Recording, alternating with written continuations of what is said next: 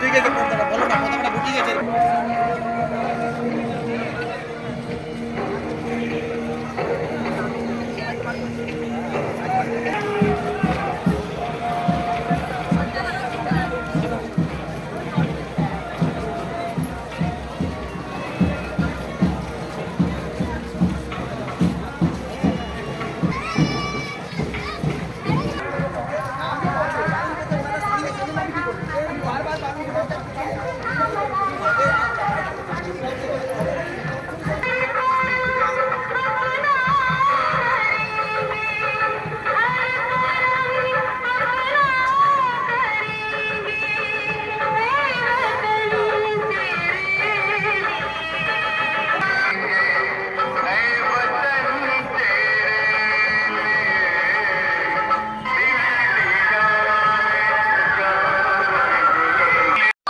আপনারা জানেন যে গত 9 তারিখ থেকে সারা ভারতবর্ষে তিরঙ্গা যাত্রা শুরু হয়েছে।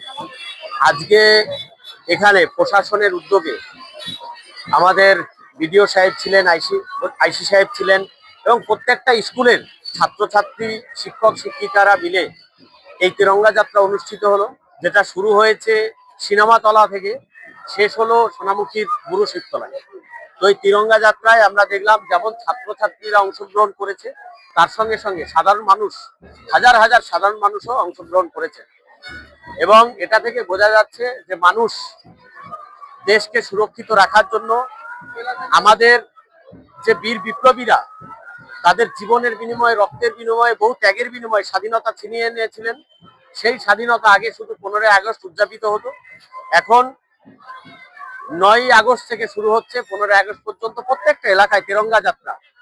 ঠিক একইভাবে এখানে রাজনীতির ঊর্ধ্বে উঠে দলমত নির্বিশেষে, ধর্ম বর্ণ নির্বিশেষে সমস্ত মানুষ অংশগ্রহণ করেছেন।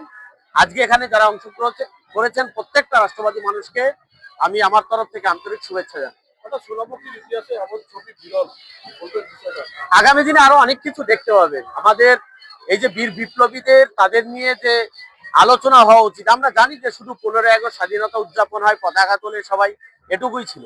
যাতে আমরা এই 1 সপ্তাহ ব্যাপী এটা পালন করতে পারি, আমাদের শহীদদের আমরা স্মরণ করতে পারি, তাদের কথা আমরা এই নতুন প্রজন্মকে বেশি করে জানাতে পারি, মানুষের মনে আরো যত দেশাত্মক বোধ জাগে, তার জন্য এই প্রয়াস এবং প্রধানমন্ত্রীর এই আহ্বানে আজকে সারা দেশব্যাপী মানুষ সাড়া দিয়েছেন এবং সবাই রাস্তায় নেমেছে।